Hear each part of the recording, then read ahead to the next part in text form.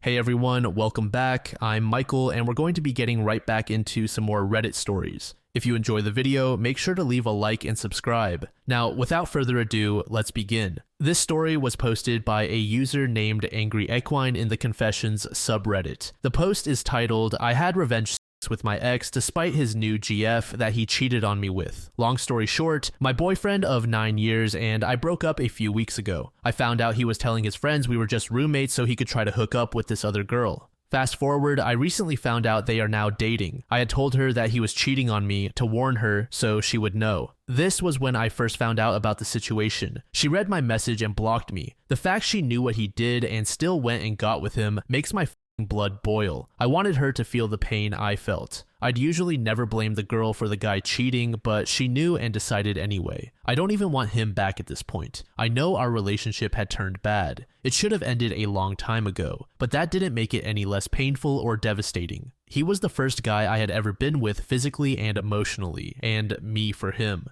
So I understand he would want to pursue other things. I just always told him to tell me if he didn't want to be with me, not have me and around. That little bit of info aside, come back to present. I had sex with someone else last night. My first time with someone other than my ex. My ex and I ended up texting each other today. He said he missed the cats and wanted to come see them. We also talked about how it is having sex with new people. We agreed ours was better. He decided he was going to come over and I said, okay. I got excited in that moment. Very excited. I knew what this was. He was finally feeling guilty and shitty about this and was more than likely going to tell me he missed me and shit. Then this thought crept into my mind. I can't beat the shit out of the girl, but I can still get even and make her feel the same pain as me. I told myself I would not initiate it, but if it were to happen, I would not say no to having sex with him. It would be his decision, his action. I am single. I can do whatever. He came over and we talked about how things are, how his new girlfriend is, etc. He wanted to know about what I did, who it was, etc. He then did exactly as I thought and talked about missing me. I'm not sure he did the right thing, but he doesn't want to ruin his new friendships. I told him I thought about him after last night and said I was half tempted to text you and say we should hook up because that was awful, and he told me he probably wouldn't have said no. This is happening. I told him he could sit by me on the couch. He does. He touches me and starts kissing me. We then have enjoyable sex on my couch and even went down on each other. Ends, he goes to clean up. I take pictures of his clothes on my floor, his identifiable phone case and red watch. I also get a picture of him in my chair with his clothes on to show they are the same. I have a text of him saying he trusts me to keep what we did a secret. I have all the proof I need to potentially destroy his life and give the girl a nice big f you bitch. I don't regret having with him, nor do I regret loving the fact that I finally was able to get even with her. The only thing that is bothering me is this goes against my moral code, not telling the girlfriend when I know her boyfriend cheated on her, as well as hooking up with someone in a relationship, but she didn't care when it was me, so her. Though I still feel guilty not saying anything to her yet. One, because I want to throw that shit in her face, because I feel better knowing it was him and not me, that he would cheat on any girlfriend he has, to let her know she is shitty and that he is also shitty, and that's what happens when you date shitty cheaters. TLDR, I had revenge with my ex because the opportunity came to my house and I know he is dating the girl he cheated on me with. She knows what he did to me. He cheated on me with her, so I let him cheat on her with me. I got good sex. The opportunity for revenge to verify my ex was truly awful and no regrets, as well as the power to hurt them both should the need ever arise. I'm feeling pretty good. Karma is a just woman. Update. I contacted a friend of his girlfriend as I was unable to get in contact with her directly, explained what happened, sent all screenshots of the messages, the pictures of him at my house, all the proof I had. Friend contacted the girlfriend. I'm not sure what happened after that. She blocked me too. Told the ex, said I wasn't going to lie for him. He made the decision to come to my house, he made the decision to sit next to me, he made the decision to start touching and kissing me. I'm guilty of not saying no, as well as making sure there was proof to show this happened. If she decides to stay with him now, I don't give a shit. We are even, and just the added bonus of proving what kind of guy he is. My closure. He then told me, I'm going to end myself, just a heads up. You took everything now. I'm in no way kidding. I'm going out to his car and taking all my meds. Fuck you. This is your fault. You just took everything. They will find out. I won't have friends, no one. I hope you see me on the news. This scared the shit out of me since he has self-harmed before, but he has also said this kind of thing before, but never how he would do it or that he hopes I would see him on the news. I called police, told them as much info as I could since I have no idea where he is or the address of his GF or friends. They are doing what they can, though now I believe he was just trying to make me feel guilty and not actually do it, since he took the time to block me on Facebook. I also haven't heard anything from the police. I hope he doesn't do it, that his friends forgive him, and that maybe his girlfriend will be understanding. I'm completely washing my hands of it all now. I got the closure I needed. I can now move on now without any doubts. User Spooks said, "You are a petty person, and your issues with your relationship were probably mutually toxic if this is how you handle problems in your life. I don't care if you have 10 books worth of stories that influenced your decision to do this. It's not right. You are taking advantage of him and being just as big of a to the girl as you claim she was to you. You're now no better than her. Congratulations. As everyone else keeps saying, you played yourself." User Tao Fodum said, "So many jerks on Reddit. I don't know why they respond to you with negativity when they don't realize the full situation. It's like they actively seek reasons to be offended. Sorry, end rant. Anyway, good on you. Seems like you had a long relationship with this dude and got the closure you needed to move on. Congrats."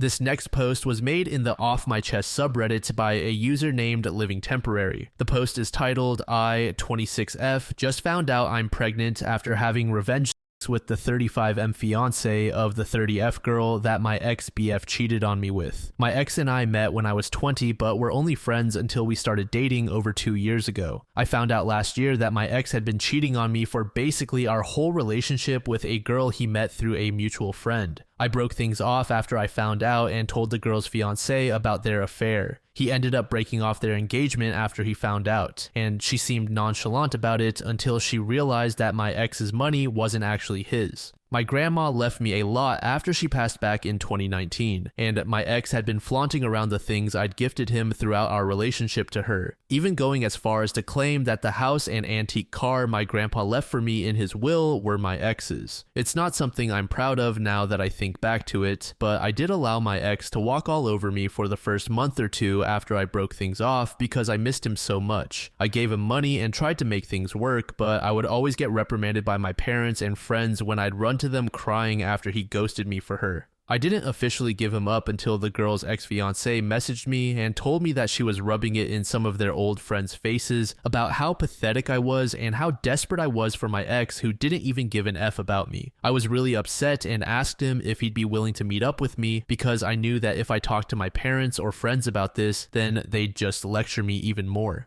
He agreed, and the two of us met up at a random food cart place. We ended up spending most of the day just exploring and talking about how we were doing. He'd also confided in me about his relationship with his ex. They'd known each other for 10 years and they'd liked each other for most of the time they were friends, but he wasn't looking for a relationship because he was focusing on school. He had decided to give them a chance after she'd driven over 12 hours overnight to him because they'd talked on the phone, and he said he was feeling under the weather and was stressed from how vigorous his residency schedule was. She dropped everything to take care of him, help clean his place, and made him some home-cooked meals after finding out that he was surviving off of vending machine snacks and instant coffee. He told me in detail about how he'd never felt so loved and cared for, how after she'd done that for him, he'd decided that she was the one, that if this wasn't love, then love wasn't real. Finding out that she was cheating for the last 2 years made everything click into place. She'd been pushing off getting married, telling all her friends that she was having doubts about him. He'd been trying to convince her to go to couples counseling when I broke the news to him that she was sleeping with my ex. I felt like a monster, hearing their love story and then realizing that they didn't get their happy ending because of my ex. I messed with my head. We continued to talk from time to time, checking in on each other and meeting up for a quick bite every now and then. We lost contact after the girl my ex cheated on me with somehow convinced him to take her back. I became slightly depressed after he cut me off, explaining to me that he was still in love with her and wanted to work things out, which meant a clean slate.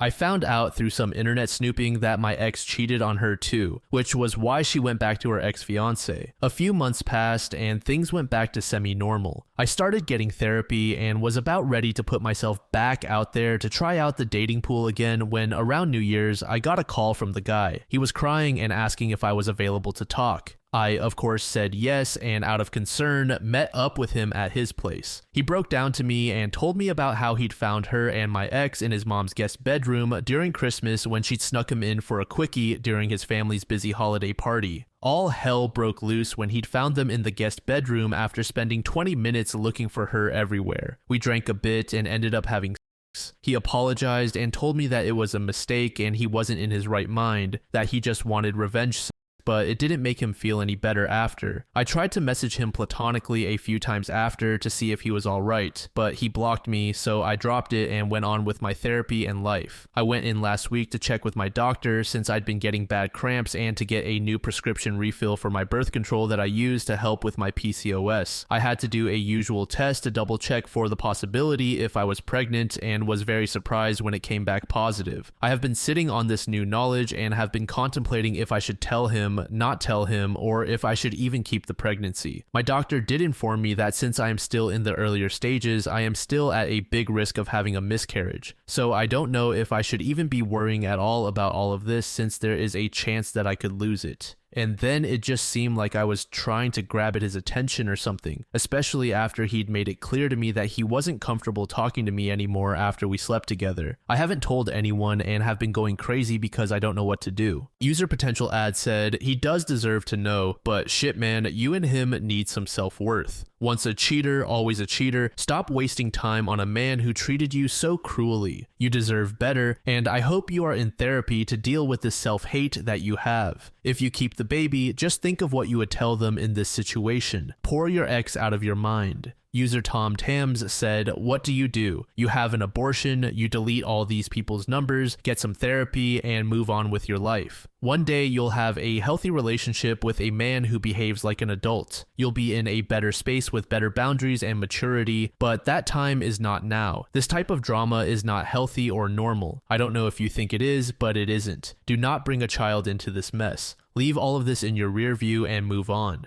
ETA, and no, you don't have to tell him if you are going to have an abortion. He gets no say in what you do with your own body and doesn't need to be involved at all. If you choose to continue the pregnancy, then you should tell him. User Bullhorn said, you all suck. Every one of you should stop dating other people until you get your shit together enough to not be making major life decisions based on the stupid shit you hear other people are saying about you on social media. I can't believe that your biggest concern regarding the pregnancy isn't the health, welfare, living situation, financial realities, etc. It is whether or not the father of the baby will think you're trying to trap him. Here's what I would tell my own child. Get an abortion, cut all contact with everyone involved, go to therapy, stay out of relationships for now, go on birth control. Almost 2 years later, OP gave us an update. A lot has happened since my original post. I know a lot of people were against this, but I went through with the pregnancy and I am forever thankful for my beautiful baby. I had originally planned to get an abortion, but I found myself unable to go through with the appointment. I am pro-choice and always will be. Just because I chose to keep my baby doesn't mean another woman should be forced to keep a pregnancy they do not wish to continue. Everyone has a right to their own bodies.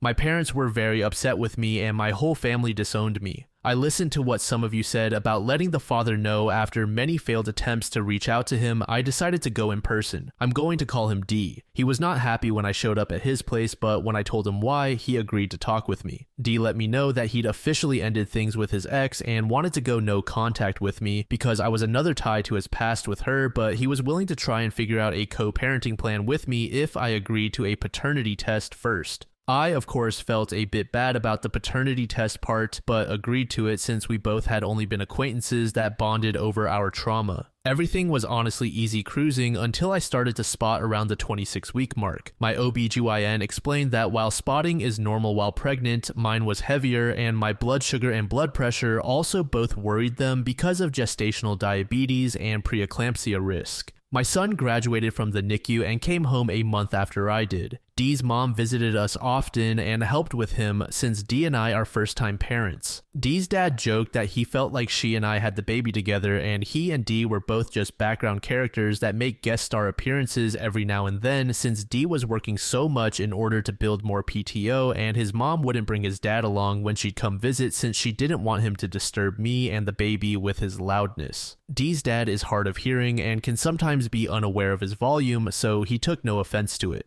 Dee's siblings and family members posted a lot about our son because he was the first grandchild and first baby in a long time. Dee's youngest cousin is 17, turning 18 soon. Somehow, someone must have shared a photo or something, but pictures of us reached my family, and my parents demanded I let them meet my son. Dee was supportive of whatever I chose to do and said he'd agree to them meeting him if that's what I wanted. After thinking about it for a few days, I decided that I wanted to talk to my parents before I let them meet my son. When we met up to talk, my parents were offended that I didn't bring my son with us and left him with Dee's parents. They said some really hurtful things, and then my dad started to question when Dee was going to ask him for permission for us to get married since we didn't already have a shotgun wedding while I was pregnant. I was okay with them insulting me since I'd grown up with it and was used to it, but once my parents put their target on Dee and his family, I became upset and decided it was time for us to leave. My parents did try to petition for legal visitation rights, but were denied because my son is still very young and because both Dee and I are very much on good terms, are living in the same household, and they couldn't find or prove that there was any danger to our son's well-being. My family did try to reach out to us and claimed that we were horrible people for denying my parents their grandchild, but no one ever seemed to be able to make a peep when Dee's family would defend us and point out that my family had been the one to disown me and that no one cared to see if I was okay until after I had the baby and everything was handled. Dee's mom and my mom got in an altercation after my mom had made false reports to CPS and called the police to do multiple welfare checks on us. My mom was given a warning by the police for harassing us after one specific incident where she threw a tantrum and caused a scene when the police found nothing wrong in the welfare check and refused to listen to her demands to have my son temporarily taken away from us and put in her custody for his safety. Dee and I currently have restraining orders pending against my parents and certain family members. One of the reasons I decided to update is because about 2 months ago, a friend of Dee's asked him out to have some drinks and they ran into his ex-fiance, who later messaged him to tell him that she regretted the way they ended and how she was very hurt when she heard that we had a baby together, especially with it being so soon after their relationship. Dee wouldn't talk to me about how he felt, and when I asked him, he just brushed me off or switched the conversation onto a topic about our son that he knew would distract me. I noticed Dee pulling away from me and how our relationship became a bit awkward and strained after their run-in and her message, because I know he still has feelings for her and I am afraid that he might feel trapped with me and our son. I also noticed that the drama with my family has made Dee and his family less patient with me and my son. During Mother's Day, I overheard a few of his family members make comments to Dee about me being at their family barbecue since I was just my son's mom and not really part of the family. Dee just shrugged and said I didn't have anyone else to spend the day with. With how tense things have been, I have been thinking about moving out and back into my place. I stayed with Dee at his place after I gave birth, but now that our son is slightly older and I am healed, I want to give Dee back some space so that he can start dating again if he wants to, and to give him back some more bachelor time when I have our son.